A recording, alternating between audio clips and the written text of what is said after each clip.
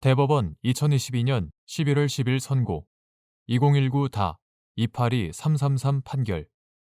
사건명 근로자 지위 확인 등 1. 근로자의 정년을 60세 미만이 되도록 정한 근로계약이나 취업규칙, 단체협약의 효력 고용상 연령차별 금지 및 고령자 고용 촉진에 관한 법률 제19조에 위반되는 범위 내에서 무효 및 이때 정년을 산정하는 기준 실제의 생년월일 정년 제도의 설정 여부나 기준 등은 원칙적으로 개별 사업장마다 자율적으로 정할 수 있다. 다만 2013년 5월 22일 개정 지방공기업법 제49조에 따른 지방공사에는 2016년 1월 1일부터 시행 2013년 5월 22일 개정된 고용상 연령차별 금지 및 고령자 고용 촉진에 관한 법률 제19조에 의하면 사업주는 근로자의 정년을 60세 이상으로 정하여야 하고 제1항 사업주가 근로자의 정년을 60세 미만으로 정한 경우에는 정년을 60세로 정한 것으로 간주되므로 제2항 근로자의 정년을 60세 미만이 되도록 정한 근로계약이나 취업규칙, 단체협약은 위 규정에 위반되는 범위 내에서 무효이고 정년은 실제의 생년월일을 기준으로 산정하여야 한다. 2. 고용상 연령차별 금지 및 고령자 고용 촉진에 관한 법률 제19조가 개별 사업장의 정년이 60세 이상으로 정하여진 경우에도 적용되는지 여부. 소극 고용상 연령차별 금지 및 고령자 고용 촉진에 관한 법률 제19조는 정년의 하한을 60세로 정하는 강행 규정으로 개별 사업장의 정년이 60세 이상으로 정하여진 경우에는 적용되지 않는다. 3. 1956년 하반기 출생자인 갑 등이 2012년 을 공사에서 병 주식회사로 전적할 당시 을 공사의 인사 규정에 따른 정년은 만 58세였고 을 공사가 전적 시 정년이 2년 이상 남은 사람은 정년이 3년 연장되어 만 61세가 정년이 되며 전적 후 을 공사의 정년이 연장될 경우 추가 연장된 정년만큼 을 공사가 고용을 보장한다는 취지로 약정하였으며 그 후 을 공사는 인사 규정을 개정하여 직원의 정년을 만 60세로 변경하면서 1956년생은 2016년 6월 30일 퇴직한다고 정하였는데 위 약정에 따라 보장되는 갑 등의 정년이 문제된 사안에서 갑 등의 정년은 개정된 인사 규정에 따른 을 공사의 1956년생 직원들의 정년 퇴직일에 3년을 더한 날인 2019년 6월 30일까지로 연장되었다고 봄이 타당하다고 한 사례.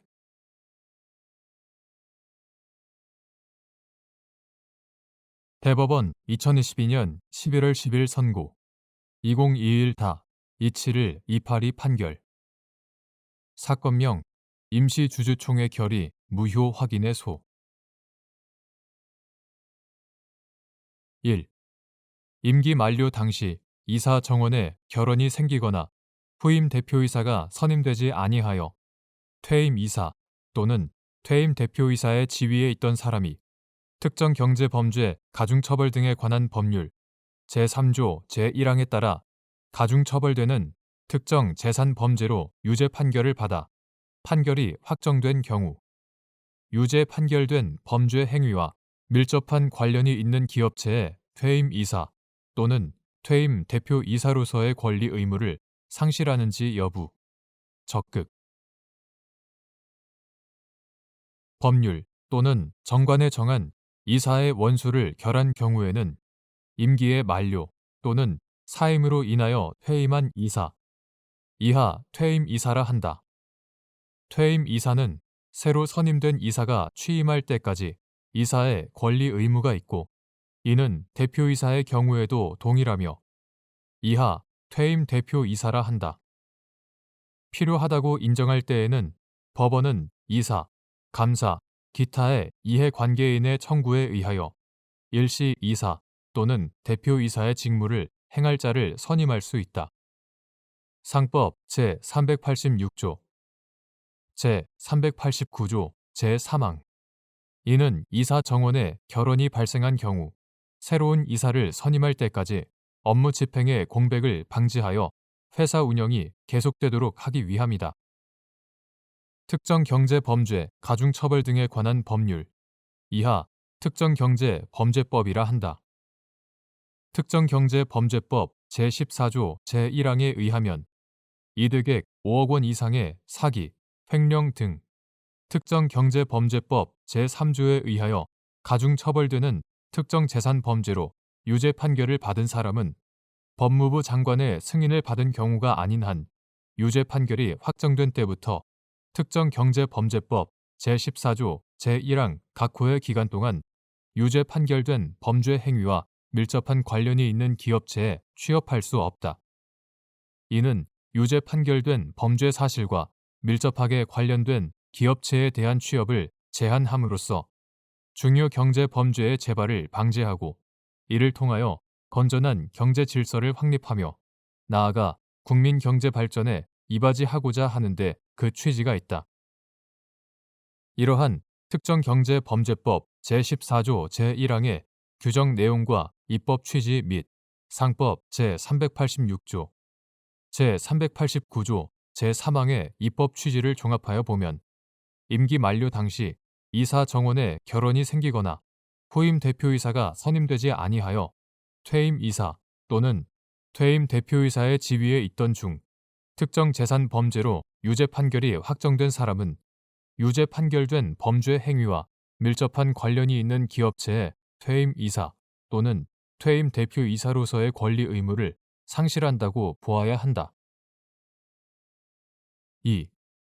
소집 권한이 없는 자가 이사회 소집 결정도 없이 소집하여 이루어진 주주총회 결의의 효력.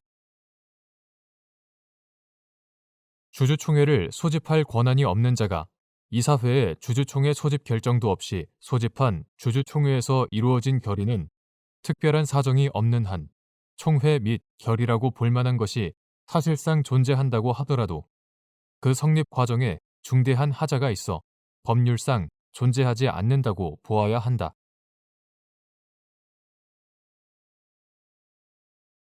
대법원 2022년 11월 10일 선고 2022-242-250 판결 사건명 부당이득금. 국가철도공단이 철도시설 건설사업 부지의 취득에 관한 계약 체결과 이에 따른 권리를 행사할 권한을 가지는지 여부. 적극. 철도산업발전기본법에 따르면 철도의 관리청은 국토교통부 장관이고 제19조 제1항 국토교통부 장관은 철도산업발전기본법과 그 밖의 철도에 관한 법률에 규정된 철도시설의 건설 및 관리 등에 관한 업무의 일부를 대통령령으로 정하는 바에 따라 국가철도공단으로 하여금 대행하게 할 수 있으며 대행하는 업무의 범위, 권한의 내용 등에 관하여 필요한 사항은 대통령령으로 정하되 제19조 제2항 국가철도공단이 위 규정에 따라 국토교통부 장관의 업무를 대행하는 경우에는 그 대행 범위 안에서 철도산업발전기본법과 그 밖의 철도에 관한 법률을 적용할 때 철도의 관리청으로 본다. 제19조 제3항 한편 철도산업발전기본법 시행령 제28조는 철도산업발전기본법 제19조 제2항에 따라 국가철도공단이 국토교통부 장관을 대행하는 업무의 범위에 국가가 추진하는 철도시설 건설 사업의 집행 제1호 및 국가 소유의 철도시설에 대한 사용료 징수 등 관리 업무의 집행 제2호 집행 등을 명시하였고 국가철도공단법 제7조는 국가철도공단의 사업 범위에 철도시설의 건설 및 관리 제1호 철도시설의 건설 및 관리와 제1호부터 제8호까지의 사업을 위한 부동산의 취득, 공급 및 관리 제9호 공급 및 관리 등을 명시하였다. 이러한 철도산업발전기본법, 국가철도공단법 등 관련 법령의 규정 체계, 내용에 국가철도공단의 설립 목적 및 대행 업무의 내용, 취지 등을 더하여 보면 국가철도공단은 국토교통부 장관을 대행하는 관리청의 지위에서 국가가 추진하는 철도시설 건설 사업의 집행 및 관리 업무와 함께 철도시설에 대한 사용료 징수 등 관리 업무를 담당하고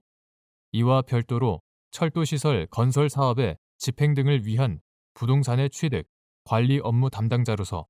그 사업 부지의 취득에 관한 계약 체결 권한과 함께 그에 따른 권리를 행사할 권한까지 가진다고 볼 수 있다.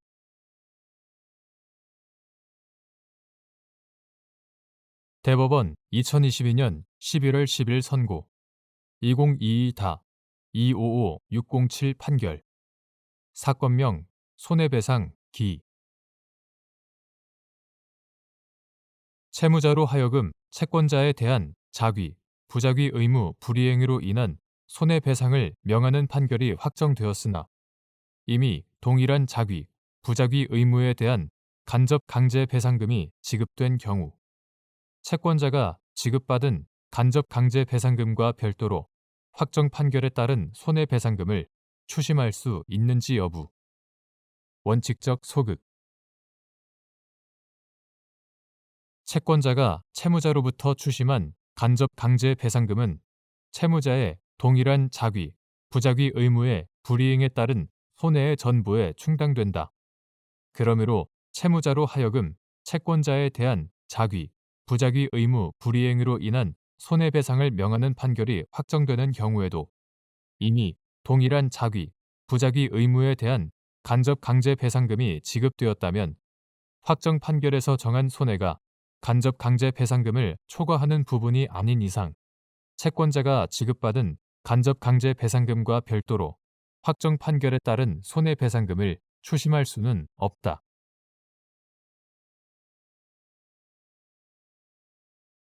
대법원 2022년 11월 17일 선고 2017-235036 판결 사건명 추심금 1. 원인 채권은 물품 대금 채권에 대한 가압류나 압류의 효력이 발생하기 전에 물품 대금의 지급을 위하여 신용장이 발행된 경우 가압류 등의 효력이 발생한 후 신용장 대금의 지급이 이루어졌더라도 수입업자가 그 지급으로 물품 대금 채권이 소멸하였다는 것을 가압류 채권자 등에게 대항할 수 있는지 여부. 적극. 수입업자가 물품 대금 지급을 위하여 은행에 신용장 개설을 의뢰하고 그 은행이 수출업자를 수익자로 하여 신용장을 개설한 경우 수출업자와 개설은행 사이의 신용장 거래는 직접적 상품의 거래가 아니라 서류에 의한 거래로서 원칙적으로 수입업자와 수출업자 사이의 원인 관계로부터는 물론이고 수입업자와 개설은행 사이의 관계로부터도 독립하여 규율된다. 따라서 원인 채권인 물품 대금 채권에 대한 가압류나 압류의 효력이 발생하기 전에 물품 대금의 지급을 위하여 신용장이 발행된 경우에는 그 가압류나 압류의 효력이 발생한 후에 신용장 대금의 지급이 이루어졌다 하더라도 수입업자는 그 신용장 대금의 지급으로 물품 대금 채권이 소멸하였다는 것을 가압류 채권자나 압류 채권자에게 대항할 수 있다. 반면 원인 채권인 물품 대금 채권에 대한 가압류나 압류의 효력이 발생한 후에 물품 대금의 지급을 위하여 신용장이 발행된 경우에는 수입업자는 가압류 채권자나 압류 채권자에게 신용장 대금의 지급으로써 물품 대금 채권이 소멸하였다는 것을 대항할 수 없다. 2. 신용장의 수익자 등이 일단 신용장에 기재된 필요 서류를 제시하였다가 개설은행 등의 통보에 따라 신용장 조건과 불일치한 사항을 보완하여 서류를 다시 제시하는 경우에도 신용장의 유효 기간을 준수하여야 하는지 여부. 적극. 제6차 개정 신용장 통일 규칙은 신용장에는 그 제시를 위한 유효 기간을 명시하고 수익자에 의한 또는 수익자를 위한 제시는 유효 기간 이내에 이루어져야 한다고 규정하고 제6조 D항, 2항 특히 운송 서류 등은 어떠한 경우에도 신용장의 유효 기간 내에 제시되어야 한다고 규정하고 있다. 제14조 C항 따라서 신용장에 기재된 필요 서류는 신용장의 유효 기간 내에 전부 제시되어야 하므로 유효 기간이 경과한 후에 제시된 경우에는 수리될 수 없고 수익자 등이 일단 서류를 제시하였다가 개설은행 등의 통보에 따라 신용장 조건과의 불일치 사항을 보완하여 서류를 다시 제시하는 경우에도 유효 기간을 준수하여야 한다. 3. 원인 채권인 물품 대금 채권에 대한 가압류 등의 효력이 발생하기 전에 물품 대금의 지급을 위하여 신용장이 발행되었으나 필요 서류가 제시되지 않은 채 신용장의 유효 기간이 경과한 경우 그 후 수입업자가 개설은행을 통하여 수익자에게 신용장 대금 결제 방식으로 대금을 지급한 것을 가지고 가압류 채권자 등에게 대항할 수 있는지 여부. 소극 신용장의 유효 기간 내에 필요 또는 그 하자가 보완된 서류가 제시된 경우에는 유효 기간이 지나더라도 신용장 대금이 지급되어야 하겠지만 신용장의 유효 기간 내에 필요 서류가 제시되지 않았거나 서류상 하자로 인한 지급 거절 후 하자가 유효 기간 내에 보완되지 않았다면 유효 기간을 경과한 때부터는 더 이상 신용장에 따른 권리 의무가 발생하지 않는다. 따라서 필요 서류가 제시되지 않은 채 유효 기간이 경과된 후에는 설령 개설은행을 통하여 수익자에게 신용장 대금 결제 방식으로 대금이 지급되었더라도 이를 신용장에 따른 대금 지급이라고 볼 수는 없으므로 원인 채권인 물품 대금에 대한 가압류 등의 효력이 발생하기 전에 물품 대금의 지급을 위하여 신용장이 발행된 경우라 하더라도 수입업자는 위와 같은 신용장 대금의 지급으로서 가압류 채권자 등에게 대항할 수 없다.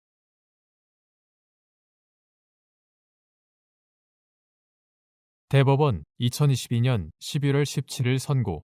2018-249-995 판결 사건명 명칭 사용 금지 청구의 소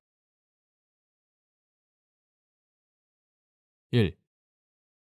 비법인 사단이 인격권의 주체로서 명칭에 관한 권리를 가질 수 있는지 여부 적극 및 비법인 사단의 명칭이 지리적 명칭이나 보편적 성질을 가리키는 용어 등 일반적인 단어로 이루어졌다고 하더라도 명칭에 관한 권리를 인정받을 수 있는 경우 다른 비법인 사단 등이 특정 비법인 사단의 명칭과 같거나 유사한 명칭을 사용하는 행위가 비법인 사단의 명칭에 관한 권리를 침해하는 것인지 판단하는 방법. 성명권은 개인을 표시하는 인격의 상징인 이름에서 연유되는 이익을 침해받지 않고 자신의 관리와 처분 아래 둘 수 있는 권리로서 헌법상 행복 추구권과 인격권의 한 내용을 이룬다. 비법인 사단도 인격권의 주체가 되므로 명칭에 관한 권리를 가질 수 있고 자신의 명칭이 타인에 의해 함부로 사용되지 않도록 보호받을 수 있다. 또한 비법인 사단의 명칭이 지리적 명칭이나 보편적 성질을 가리키는 용어 등 일반적인 단어로 이루어졌다고 하더라도 특정 비법인 사단이 그 명칭을 상당한 기간 사용하여 활동해 옴으로써 그 명칭이 해당 비법인 사단을 표상하는 것으로 널리 알려졌다면 비법인 사단은 그 명칭에 관한 권리를 인정받을 수 있다. 다만 특정 비법인 사단의 명칭에 관한 권리 보호는 다른 비법인 사단 등 이하 타인이라고 한다. 타인이 명칭을 선택하고 사용할 자유를 제한할 수 있으므로 타인이 특정 비법인 사단의 명칭과 같거나 유사한 명칭을 사용하는 행위가 비법인 사단의 명칭에 관한 권리를 침해하는 것인지 여부는 특정 비법인 사단과 그 명칭을 사용하려는 타인의 권리나 이익을 비교, 형량하여 신중하게 판단하여야 한다. 즉, 비법인 사단의 명칭에 관한 권리의 침해 여부는 타인이 사용한 명칭이 비법인 사단의 명칭과 같거나 유사하다는 사정과 그 유사성 정도, 비법인 사단이 명칭을 사용한 기간, 비법인 사단이 사회 일반이나 그의 주된 활동 영역에서 명칭의 주체로 알려진 정도, 타인이 비법인 사단의 명칭과 같거나 유사한 명칭을 사용함으로써 사회 일반 또는 비법인 사단과 교류하거나 이해관계를 맺은 사람이 타인을 비법인 사단으로 오인, 혼동할 가능성 또는 오인, 혼동으로 입을 수 있는 피해의 내용, 비법인 사단과 명칭을 사용하려는 타인 사이의 관계, 타인이 비법인 사단과 같거나 유사한 명칭을 사용하게 된 동기나 경위 또는 그 필요성, 외부 사람에게 타인을 비법인 사단으로 오인 또는 혼동하게 하거나 비법인 사단의 사회적 평가를 훼손시킬 의도가 있었는지 여부 등을 종합적으로 고려하여 판단하여야 한다. 2. 인격권의 침해에 대해서는 사전, 예방적, 사전 구제수단으로 침해 행위 정지, 방지 등의 금지 청구권이 인정되는지 여부, 적극, 비법인 사단이 자신의 명칭을 사용하여 권리를 침해한 다른 비법인 사단 등을 상대로 명칭 사용의 금지를 청구할 수 있는 요건. 인격권은 성질상 일단 침해된 후의 구제수단, 금전 배상이나 명예회복 처분 등 구제수단만으로는 그 피해의 완전한 회복이나 손해 전부의 실효성을 기대하기 어려우므로 인격권의 침해에 대해서는 사전, 예방적, 사전 구제수단으로 침해 행위 정지, 방지 등의 금지 청구권이 인정될 수 있다. 따라서 다른 비법인 사단 등 이하 타인이라고 한다. 타인이 비법인 사단의 명칭을 사용함으로써 비법인 사단의 명칭에 관한 권리를 침해하였음이 인정될 경우, 그러한 침해 행위가 계속되어 금전 배상을 명하는 것만으로는 비법인 사단의 권리 구제의 실효성을 기대하기 어렵고, 침해 행위 금지로 보호되는 비법인 사단의 이익과 그로 인한 타인의 불이익을 비교, 형량할 때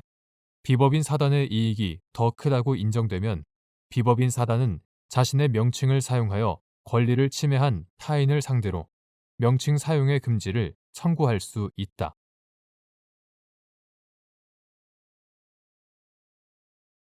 대법원 2022년 11월 17일 선고 2018타 294-179 판결 사건명 추심금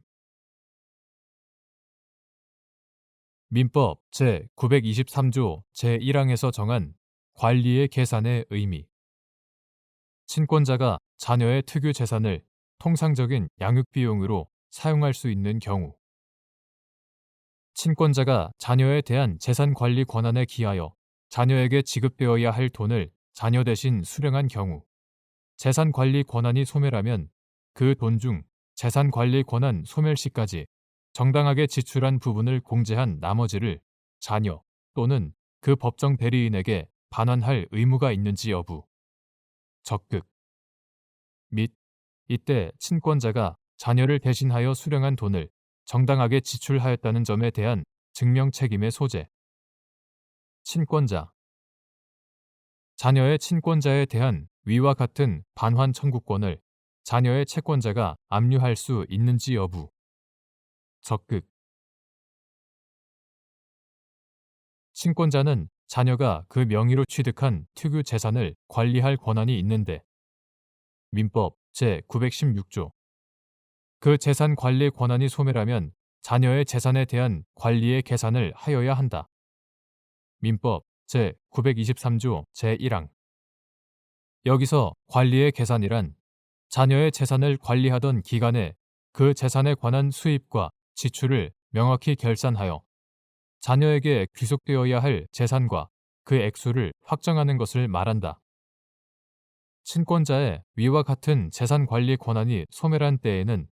위임에 관한 민법 제683조,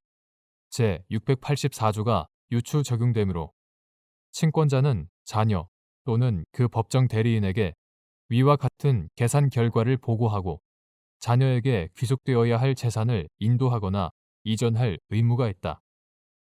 한편 부모는 자녀를 공동으로 양육할 책임이 있고 양육에 소요되는 비용도 원칙적으로 공동으로 부담하여야 하는 점을 고려할 때 친권자는 자녀의 특유 재산을 자신의 이익을 위하여 임의로 사용할 수 없음은 물론 자녀의 통상적인 양육 비용으로도 사용할 수도 없는 것이 원칙이나 친권자가 자신의 자력으로는 자녀를 부양하거나 생활을 영위하기 곤란한 경우 친권자의 자산, 수입, 생활 수준, 가정 상황 등에 비추어 볼 때 통상적인 범위를 넘는 현저한 양육 비용이 필요한 경우 등과 같이 정당한 사유가 있는 경우에는 자녀의 특유 재산을 그와 같은 목적으로 사용할 수 있다. 따라서 친권자는 자녀에 대한 재산 관리 권한에 기하여 자녀에게 지급되어야 할 돈을 자녀 대신 수령한 경우 그 재산 관리 권한이 소멸하면 그 돈 중 재산 관리 권한 소멸 시까지 위와 같이 정당하게 지출한 부분을 공제한 나머지를 자녀 또는 그 법정 대리인에게 반환할 의무가 있다. 이 경우 친권자가 자녀를 대신하여 수령한 돈을 정당하게 지출하였다는 점에 대한 증명 책임은 친권자에게 있다. 친권자의 위와 같은 반환 의무는 민법 제923조 제1항의 계산 의무 이행 여부를 불문하고 그 재산 관리 권한이 소멸한 때 발생한다고 봄이 타당하다. 이에 대응하는 자녀의 친권자에 대한 위와 같은 반환 청구권은 재산적 권리로서 일신 전속적인 권리라고 볼 수 없으므로 자녀의 채권자가 그 반환 청구권을 압류할 수 있다.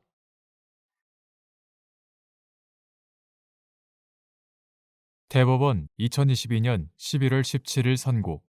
2018-300364 판결 사건명 손해배상 1. 변호사가 의뢰인이나 그의 대리인으로부터 위임 사무 수행과 밀접하게 관련된 법률적 문제에 관하여 구체적인 질의를 받은 경우 이에 대한 답변과 관련하여 부담하는 의무의 내용 변호사가 위 의무를 위반한 경우 불법 행위가 성립하는지 여부 한정 적극 변호사의 신분적 지위와 직무 수행의 방법과 한계 의뢰인에 대한 의무의 목적과 성격 등을 종합하면 변호사는 의뢰인이나 그의 대리인으로부터 위임된 소송의 소송물 또는 공격 방어 방법, 후속 분쟁 발생 가능성 등의 측면에서 위임 사무 수행과 밀접하게 관련된 법률적 문제에 관하여 구체적인 질의를 받은 경우에는 그것이 직접적인 수임 사무는 아니더라도 해당 질의 사항이 가지고 있는 법률적인 문제점, 그들의 선택에 따라 향후 발생할 수 있는 상황과 현재 수행하는 소송에 미칠 영향, 만일 형사처벌이 문제될 여지가 있다면 그 위험성 등을 당시 인식할 수 있었던 상황과 법률 전문가로서 통상적으로 갖추고 있는 법률 지식의 범위에서 성실히 답변하여야 한다. 그리고 만약 그러한 질의 사항이 자신의 법률 지식과 경험 범위를 벗어난 것이어서 답변하기 어렵다고 판단되거나 그에 관하여 일반적이거나 확립된 견해와 다른 입장을 갖고 있다면 의뢰인이나 그의 대리인에게 다른 법률 전문가에게도 상담을 받도록 조언하거나 적어도 이를 알림으로써 숙고하여 선택할 수 있는 기회를 부여해야 한다.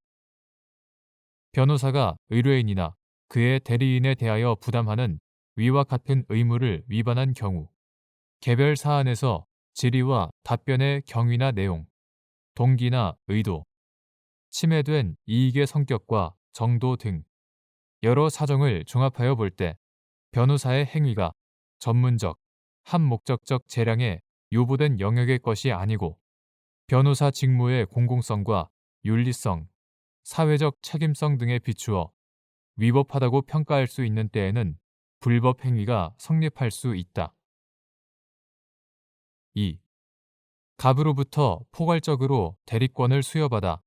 을 법무법인의 갑 소유 부동산의 매매 계약 관련 선행 소송의 대리 사무를 위임한 병이 을 법인의 대표 변호사이자 선행 소송의 담당 변호사인 정에게 선행 소송 계속 중 위 부동산을 제3자에게 처분하는 것이 적법한지 문의하여 정으로부터 아무런 문제가 없다는 답변을 듣고 위 부동산을 제3자에게 처분하였는데 그 후 이로 인해 갑과 병이 배임죄로 형사처벌을 받게 되자 정을 상대로 불법 행위에 따른 손해배상을 구한 사안에서 위와 같은 정의 답변 행위는 변호사 직무의 공공성과 윤리성, 사회적 책임성 등에 현저히 반하는 것이어서 위법함으로 불법 행위에 해당한다고 한 사례.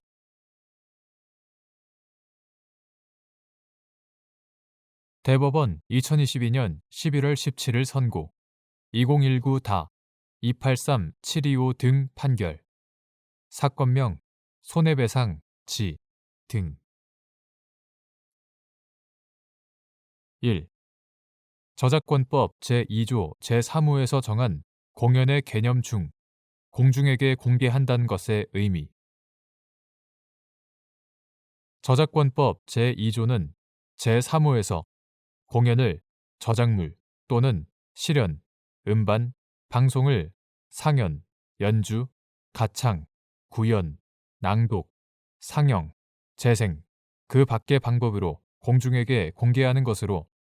제32호에서 공중을 불특정 다수인, 특정 다수인을 포함한다.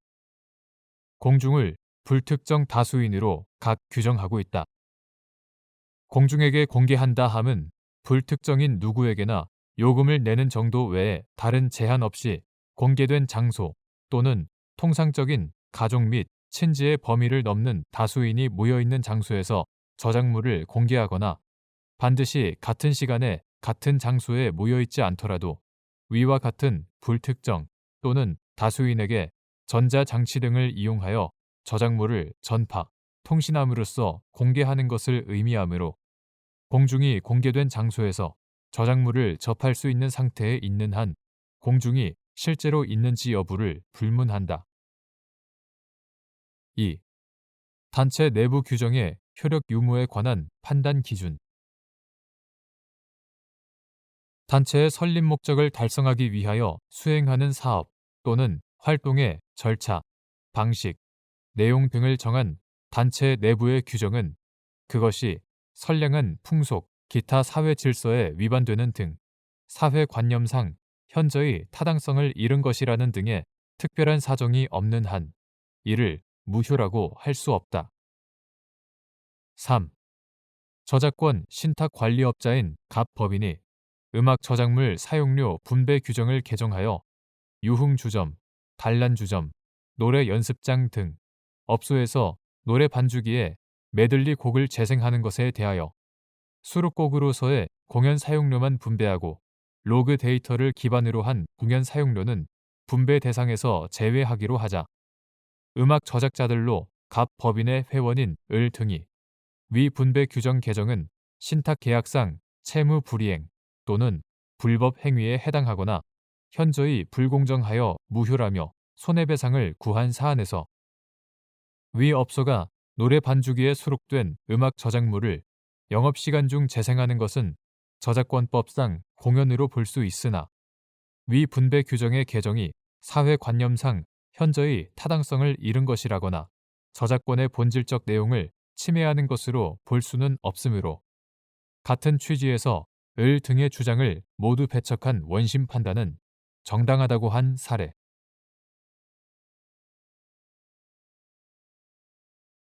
대법원 2022년 11월 17일 선고 2022다 242342 판결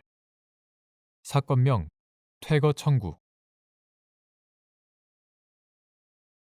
도시개발 사업의 시행자가 사업 시행에 방해가 되는 지작물에 관하여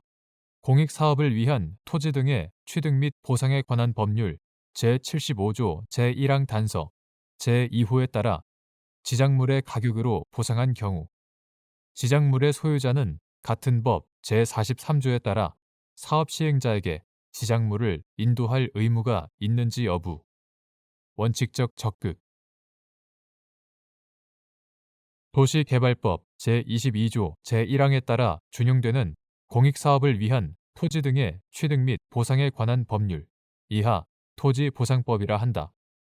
토지보상법 제43조는 토지 소유자 및 관계인과 그 밖의 토지 소유자나 관계인에 포함되지 아니하는 자로서 수용하거나 사용할 토지나 그 토지에 있는 물건에 관한 권리를 가진 자는 수용 또는 사용의 개시일까지 그 토지나 물건을 사업 시행자에게 인도하거나 이전하여야 한다 라고 규정하고 있다. 도시개발 사업의 시행자가 사업 시행에 방해가 되는 지작물에 관하여 토지보상법 제75조 제1항 단서 제2호에 따라 물건의 가격으로 보상한 경우 사업 시행자가 당해 물건을 취득하는 제3호와 달리 수용의 절차를 거치지 아니한 이상 사업 시행자가 그 보상만으로 당해 물건의 소유권까지 취득한다고 보기는 어렵지만 지작물의 소유자가 토지보상법 시행규칙 제33조 제4항 단서에 따라 스스로의 비용으로 철거하겠다고 하는 등 특별한 사정이 없는 한 사업 시행자는 자신의 비용으로 이를 제거할 수 있고 지작물의 소유자는 사업 시행자의 지작물 제거와 그 과정에서 발생하는 물건의 가치 상실을 수인하여야 할 지위에 있다. 따라서 사업 시행자가 지작물에 관하여 토지보상법 제75조 제1항 단서 제2호에 따라 지작물의 가격으로 보상한 경우 특별한 사정이 없는 한 지작물의 소유자는 사업 시행자에게 지작물을 인도할 의무가 있다.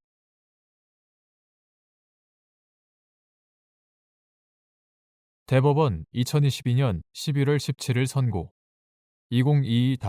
2022-242786 판결 사건명 영업비밀 침해 금지 등 청구의 소 9. 부정경쟁 방지 및 영업비밀 보호에 관한 법률 제2조 제2호의 영업비밀 및 영업비밀의 취득의 의미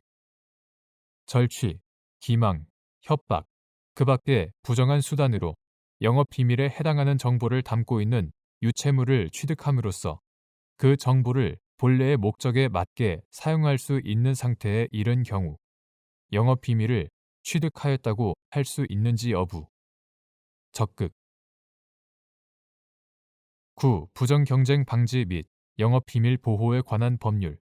2019년 1월 8일 법률 제16204호로 개정되기 전의 것 9. 부정경쟁 방지 및 영업비밀 보호에 관한 법률 제2조 제2호에 영업비밀은 공공연히 알려져 있지 아니하고 독립된 경제적 가치를 가지는 것으로서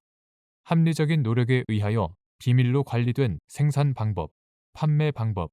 그 밖에 영업활동에 유용한 기술상 또는 경영상의 정보를 말한다.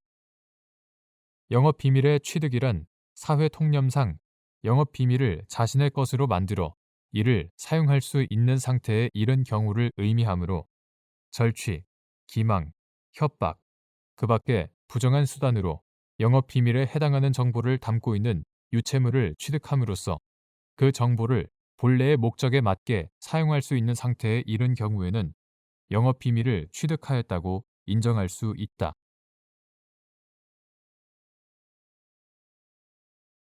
대법원 2022년 11월 17일 선고 2022-253-243 판결 사건명 건물 인도 공익사업 시행자가 사업 시행에 방해가 되는 지작물에 관하여 공익사업을 위한 토지 등의 취득 및 보상에 관한 법률 제75조 제1항 단서 제2호에 따라 이전에 소요되는 실제 비용에 못 미치는 물건의 가격으로 보상한 경우 사업 시행자가 해당 물건의 소유권을 취득하는지 여부 원칙적 소극 공유자 사이에 공유물을 사용, 수익할 구체적인 방법을 정하는 것이 공유자 지분의 과반수로서 결정하여야 하는 공유물의 관리에 관한 사항인지 여부, 적극 및 과반수 지분의 공유자가 공유물의 특정 부분을 배타적으로 사용, 수익하기로 정하는 것이 공유물의 관리 방법으로서 적법한지 여부, 적극 공유 지분 과반수 소유자의 공유물 인도 청구를 그 상대방인 타 공유자가 민법 제263조의 공유물의 사용 수익권으로 거부할 수 있는지 여부, 소극 공익사업을 위한 토지 등의 취득 및 보상에 관한 법률 이하 토지보상법이라고 한다. 토지보상법 제75조 제1항은 건축물, 임목, 공작물과 그 밖의 토지에 정착한 물건 이하 건축물 등이라고 한다. 건축물 등에 대하여는 이전에 필요한 비용 이하 이전비라고 한다. 이전비로 보상하여야 한다. 다만 다음 각 호의 어느 하나에 해당하는 경우에는 해당 물건의 가격으로 보상하여야 한다. 첫째, 건축물 등을 이전하기 어렵거나 그 이전으로 인하여 건축물 등을 종래의 목적대로 사용할 수 없게 된 경우. 둘째, 건축물 등의 이전비가 그 물건의 가격을 넘는 경우. 셋째, 사업 시행자가 공익사업에 직접 사용할 목적으로 취득하는 경우라고 규정하고 있다. 이와 함께 공익사업을 위한 토지 등의 취득 및 보상에 관한 법률 시행 규칙 제33조 제4항, 제36조 제1항 등 관계 법령의 내용에 비추어 보면 사업 시행자가 사업 시행에 방해가 되는 지작물에 관하여 법 제75조 제1항 단서 제2호에 따라